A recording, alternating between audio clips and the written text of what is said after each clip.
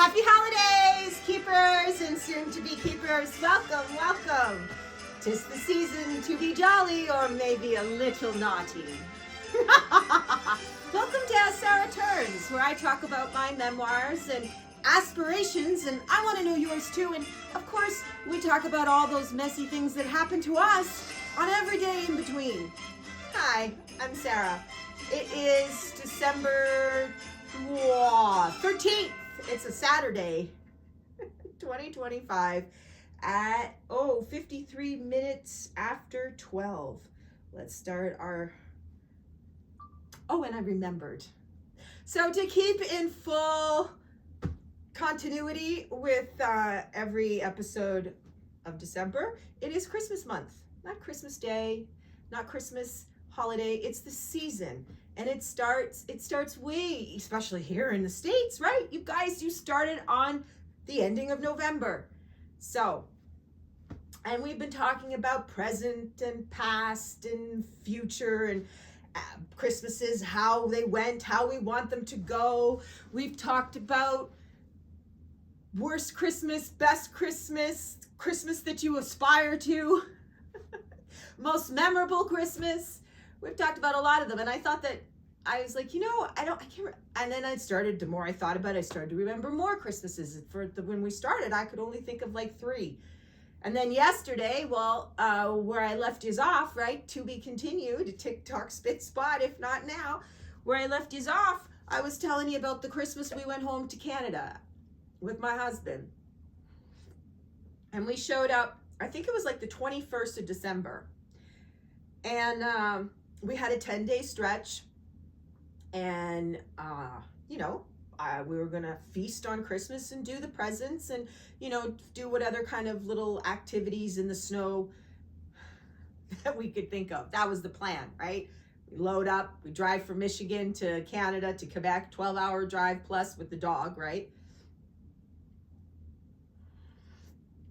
And we get there and it's great because we only ever see them once a year, really, is the only time I was coming home. And I think that might have been one of the first Christmases I came home from once I came stateside again, because I lived in Hawaii, and before that I lived in Seoul, Korea, and before that I lived in Montreal, which was still an hour and something from my parents' house. And when I lived in the city, I was dating, and so we did all the stuff at his family's because my family didn't like him. Anyway, so we arrive, we get there, everything's great, and I can't remember if it was en route that my mom texts and says, well, we've got no power. And again, as I mentioned in the other episode, tell me what your least expected or most unexpected Christmas events have been. Let me know down below while you're down there. Join the turning, become a keeper. You know the drill. Send me on the wind and pass me around. It's Christmas. If you can't now, then when the hell can you? At any rate, so, it must have happened while we were in transit because we weren't anticipating it, because had we been anticipating it, we would have packed accordingly, right? And obviously my parents weren't anticipating it either, which I think ever since that Christmas, there is an overload of candle inventory in the house. So, right, the power was out, the electricity, the hydro was out. We had some storm, I guess, and we're like, no big deal. Power doesn't go out often here over the years, and when it does, it never stays out long, except for in 1998 when we had that famous ice storm in Quebec and Montreal, and mostly Montreal, but it hit other parts of the country as well. So we didn't think anything of it, right? We just carried on as we normally would, except for, now you're in Canada, so it's like 4:30 in the afternoon and it's dark. And because the house is so rural, right? We live in the countryside. We have our own well, but we have electric, right? We don't have any gas. So we have wood heating, which was fortunate. But that also means we have no water, no running water, and no electricity for light and heat, right? Because the well works off of water, off of electricity, as does the heat. Anyway, so now we're Now you have to switch into old-fashioned mode because literally you have less than 12 hours of daylight. And now suddenly it changes the whole perspective, because now you wake up in the morning and instead of lollygagging and doing your usual shit, you're actually living like you're homesteading, right? Now you got to prep everything during the day so that you have stuff like you need water and you need to have heat. So like you got to bring the wood in, make sure there's enough wood split, and make sure it's been dried off in the box overnight. Make sure you have kindling and matches and newspaper, right? Well, we had that because we always, as long as I've remembered, we've heated with a wood stove and cooked with a wood stove. So that wasn't any such big deal. The big inconvenience is, and again, because we're in Canada and it's the dead of winter, we have, just open the door and you have a refrigerator. All right. So we're not worried about anything spoiling because you can just put everything in the sun porch. Boom. But there's no running water, which means there's no running water out of the faucets, which means there's no bathing. There's no flushing the toilet, right? There's no filling the kettle with water. Like all these little things you take for granted, right, are just gone. And now, though, because I have come from a background of, like we were squatters. I was born into parents who were squatting on someone's property. Like so we've roughed it. I mean, the first year that our house was built, we moved in with no electricity and no water. So I wasn't like I was unaccustomed to it.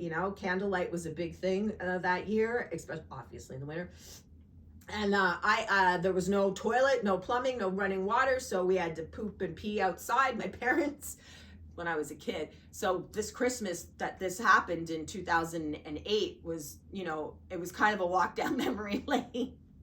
But when I was a child, because I couldn't squat properly, and who wants to squat while they're pooping if you don't have to? And so my parents or my dad, I guess, maybe took a little 2x4 or something, took a board and he put it across two trees. So I had like a little lip like to sit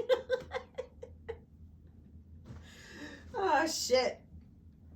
Anyway, and I'm making content early today because I have errands to run in the afternoon. I don't anticipate myself getting back in time. And so, we got to plan ahead and spit spot TikTok. If not now, then when, right? We're showing up every day to reminisce, to recollect, to reconnect, to reflect, all so that we can see where we've been and where we are and where we actually want to go. Because maybe right here, hey, how'd we get here? Who thought this was a good idea?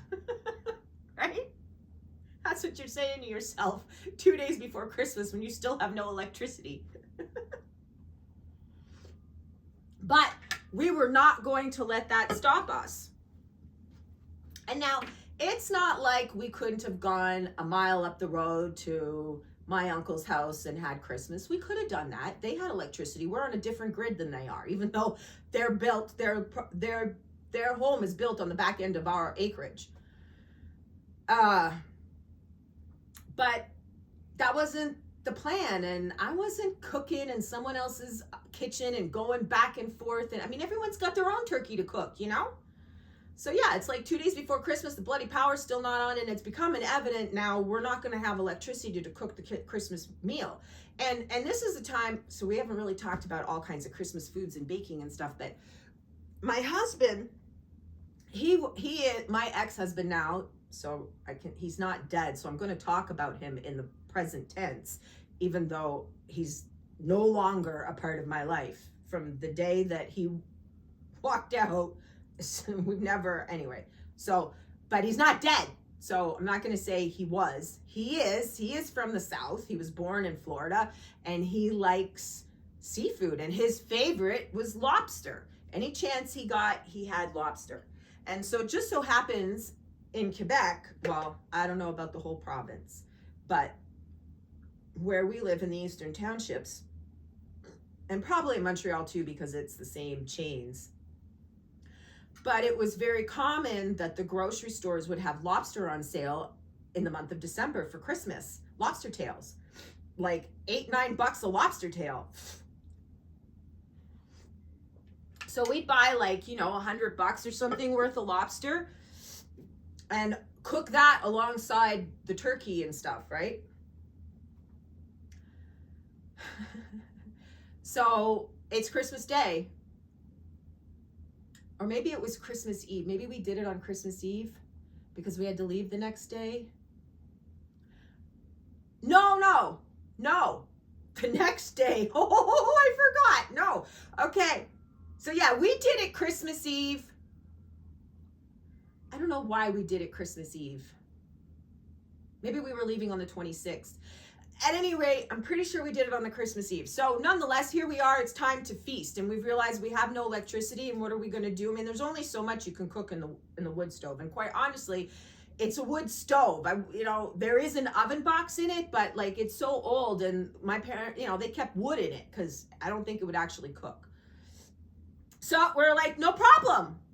I live in a travel trailer in Florida. Like, it's just about camping anyway. And, what man doesn't like to play with fire? Let me know down below. So next thing I know, we're building a little barbecue fire pit. Well, not pit. It wasn't a hole. It was like my dad cleared out a space over by the garden and he piled up some rocks and stuff, made like a little oven and a surface, and he built the fire in there, and we cooked a whole Christmas feast. We cooked the turkey, the stuffing, the potato, all the veg, the lobsters, the dessert, whatever we had for dessert. I mean, all day long. It was a beautiful, beautiful sunny day. I don't know if I still have any pictures because a bunch of things happened to my cloud last year, and I had like 20,000 pictures in there from like early 2000s, and I don't know. Anyways, I'd have to go back and look. That's all besides the point. So yeah, Dad built up the fire pit spot, hole, whatever, stove, oven piece. And he sat out there all day, drinking, of course, and manned the fire and took care of everything. And we'd go out, we were doing stuff inside, and we'd go out randomly and say, okay, do you need this? Well, let's do it, whatever.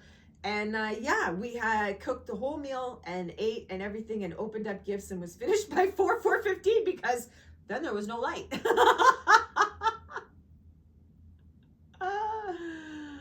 But we didn't the point is, it's all about perspective. Some people would have been faced with that situation and they would have just been, woe is me, and thrown their gloves to the ground, whatever, throwing their hands up in the air and says, fuck it, I'm not doing that. Other people might have just thrown money at it and said, that's okay, let's just load up and go to the city and we'll find something, right? We could have done that, but Dad was drinking then. It was easier to keep him contained. And we had all this food, right? Because we had bought everything the week before and the week while we were there, anticipating the electricity to be returned. Hydro never came back on. Because in Quebec, we have hydroelectricity, so we just call it hydro for short. Like it says Hydro Quebec on our bill. And now that I've lived here in the States long enough, I don't really often say hydro anymore. But I feel kind of weird saying the electricity because I grew up always saying hydro, which I know just means water. To do with electricity. Well,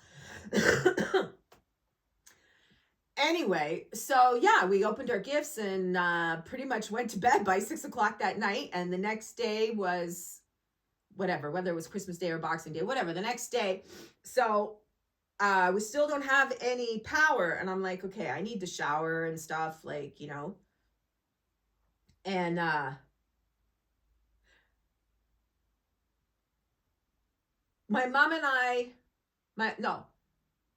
my husband and I, we went around the corner to our neighbors, who's on the other side of our acreage. They too are on a different grid, and used the bathroom facilities and cleaned up and everything.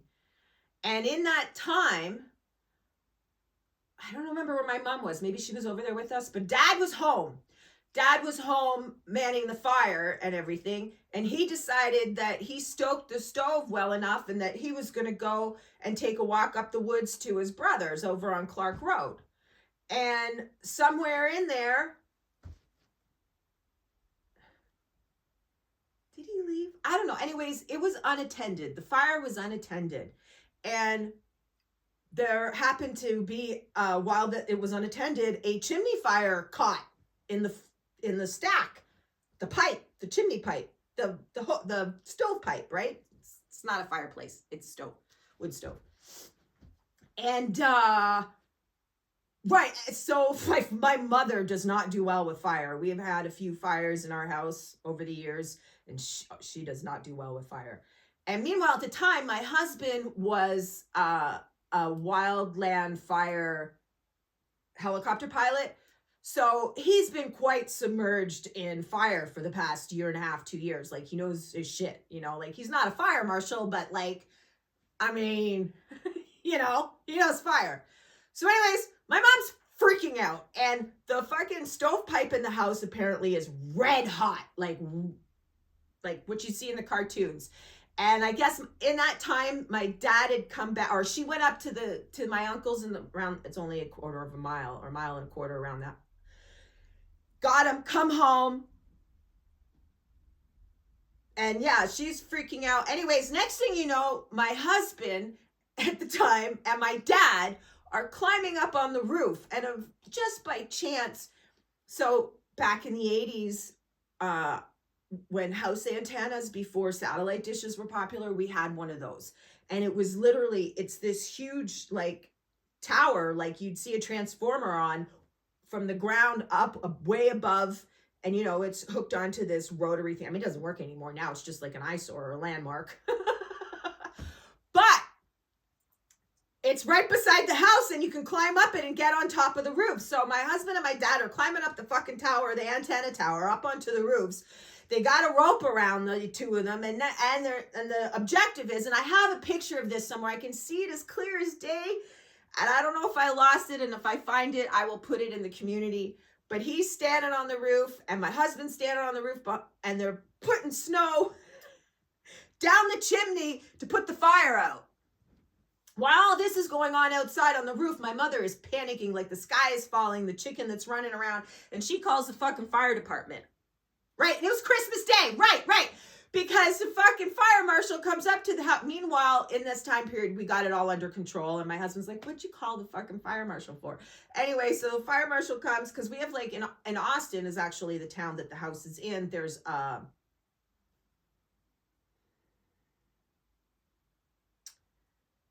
volunteer fire department. So when there's a call, right? Anyways, it's Christmas Day. So just the marshal came, like they didn't come with big trucks. I guess maybe the trucks were on their way. I don't know. We have had trucks at the house before. Anyway, it was out. The marshal talks to my husband, and my husband's like, yeah, it's okay. I have this. I know what to do. So the marshal was fine. But like, he's like, okay, so I'm going to get back to my Christmas supper. I mean, he came in his slippers. Anyway, I can tell you, we didn't expect that, but we took care of it. We rolled with the punches. We persevered. My mom was, a little over the top, but that's mommy always. She's always been that way. So yeah, that was a Christmas that was totally not planned, but it was fun, I mean, sure, it was a lot extra work trying to manage everything without any electricity and running water. But if there's a will, there's a way, right? If you do not take anything away from this channel and seeing all the shit that I go through and how I'm the Energizer Bunny, like you gotta be. I know the song's a cliche, if you get knocked down, get up again. Fuck, what else are you gonna do? Because the alternative is staying down there. The alternative would have been no Christmas meal. The alternative would have been no memory. The alternative would have been no story. Like, what's the point? So, let me know down below what your most unexpected Christmas events were that you never saw coming, and how you handled it, and how you're the better for it, and what you would take away from that for your Christmases to come. I know that I prefer to have electricity for Christmases to come, but I also know that if I don't, I can still have a wonderfully delightful Christmas experience. That's a great story that little did I know 10 something 15 years later I'd be sharing. And then today I'll leave you with another short little one, but we're gonna spot here because I have a lot of extra stuff to do outside of the house today, and it's already 1:15.